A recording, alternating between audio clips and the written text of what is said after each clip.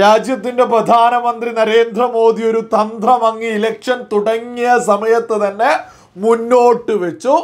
ആ ഒരു തന്ത്രത്തില് കിടന്നു ഉരുളുകയാണ് ഈ ഒരു സമയം വരെ ഇന്ത്യ മുന്നണിയിലെ ഒരു മുഖ്യമന്ത്രിയായിട്ടുള്ള വ്യക്തി പോലും ആ തന്ത്രത്തിൽ നിന്ന് ഇങ്ങനെ കിടന്ന് ഉരുളുകയാണ്. ഇതൊക്കെ കാണുമ്പോൾ സുബോധമുള്ള സകല ആളുകളും ചിന്തിക്കില്ലേ, ഇന്ത്യ മുന്നണിക്കൊക്കെ അധികാരം കിട്ടിയാൽ രാജ്യം കുട്ടിച്ചോറാവുമെന്നുള്ള യാഥാർത്ഥ്യം. തെലങ്കാന മുഖ്യമന്ത്രി, കോൺഗ്രസ് മുഖ്യമന്ത്രിയാണ് രേവന്ത് റെഡ്ഡി, നമ്മുടെ കേരളത്തിലെത്തിയിരുന്നു. അദ്ദേഹം മുസ്ലിം ലീഗിന്റെ പ്രോഗ്രാമിനാണ് എത്തിയിട്ടുള്ളത്. ആ ഒരു സമയത്ത് ഒരു പ്രസ്താവന ഇറക്കിയിട്ടുണ്ടായിരുന്നു. ഞാനൊന്ന് വായിച്ച് കേൾപ്പിക്കാം. BJPക്ക് 400 സീറ്റ് വേണമെങ്കിൽ പാകിസ്ഥാനിൽ പോയി മത്സരിക്കേണ്ടി വരും, ഇന്ത്യയിൽ കിട്ടില്ല എന്നാണ് രേവന്ത് റെഡ്ഡി പറയും. നല്ല തമാശയാണ് ഏതായാലും വിളിച്ചു പറഞ്ഞിട്ടുള്ളത്. എവിടെ നിന്നാ പാകിസ്ഥാനിൽ പോയാൽ കിട്ടുമെന്നൊക്കെ പറഞ്ഞത് നമുക്കൊക്കെ തന്നെ അറിയാം. ഒരു മുസ്ലിം ലീഗായിരുന്നു നമ്മുടെ രാജ്യം വിഭജിച്ച് ഒരു പാകിസ്ഥാൻ ഉണ്ടാക്കി അങ്ങ് പോയിട്ടുണ്ടായിരുന്നത്. അതേപോലെയുള്ള കൊടികളുള്ള സ്ഥലത്ത് നിന്ന് അതേ പേരുമുള്ള പാർട്ടിയുടെ പ്രോഗ്രാമിൽ നിന്ന് ഈ ഒരു പ്രസ്താവന കൂടുതലൊന്നും ആ വിഷയത്തെ കുറിച്ച് പറയിപ്പിക്കാത്തതായിരിക്കും ഇവർക്കൊക്കെ തന്നെ നല്ലത്. പിന്നെ 400 സീറ്റ് നിങ്ങൾ കേട്ടില്ലേ, BJPക്ക് 400 സീറ്റൊന്നും കിട്ടില്ല എന്നല്ലേ ഉദ്ദേശിച്ചിട്ടുള്ളത്.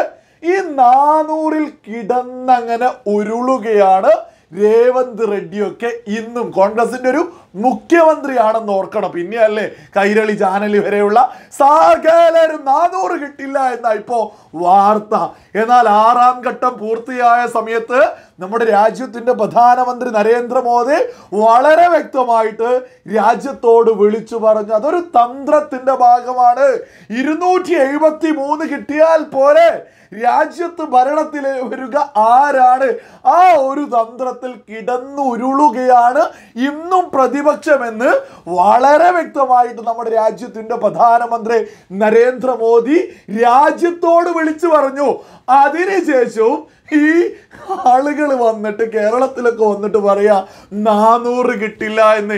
യഥാർത്ഥത്തിൽ 273 കിട്ടില്ല എന്ന് പറയാൻ രേവന്ത് റെഡ്ഡിക്കും സാധിക്കില്ല. കാരണം കുറച്ച് കാര്യങ്ങളൊക്കെ അറിയാലോ. റിസൾട്ട് വരുമ്പോൾ വളരെ വ്യക്തമായിട്ടുള്ള ഭൂരിപക്ഷത്തോട് കൂടിയിട്ട് നരേന്ദ്രമോദി വീണ്ടും അധികാരത്തിലെത്തുമെന്നുള്ളത്. അപ്പോൾ ആളുകളോട് പറയാനുള്ള 400 എത്തില്ല എന്ന് അങ്ങ് പറയാനും സാധിക്കും. അതിൻ്റെ ഭാഗമായിട്ടായിരിക്കാം ഈ രേവന്ത് റെഡ്ഡി 400 കിട്ടില്ല എന്നൊക്കെ വിളിച്ചു പറഞ്ഞിട്ടുള്ളത്.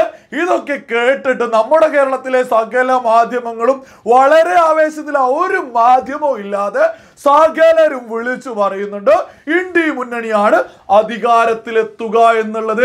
സകല ആളുകളോടും പറയാനുള്ളത്, ജൂൺ 4-ന് റിസൾട്ട് വരുമ്പോൾ നരേന്ദ്രമോദി വളരെ വലിയ ഭൂരിപക്ഷത്തോട് കൂടിയിട്ട് അധികാരത്തിലെത്തുമെന്നുള്ളതൊരു യാഥാർത്ഥ്യമാണ്.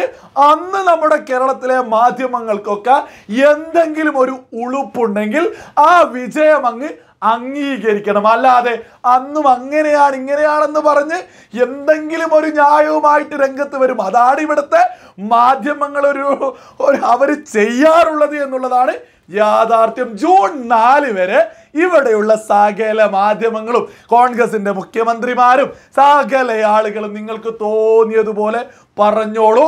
പക്ഷെ ഇവിടെ സുബോധമുള്ള സകല ആളുകൾക്കും അറിയാം, ജൂൺ 4-ന് നരേന്ദ്രമോദി വലിയ ഭൂരിപക്ഷത്തോടു കൂടിയിട്ട് വിജയിക്കുമെന്നുള്ള യാഥാർത്ഥ്യം.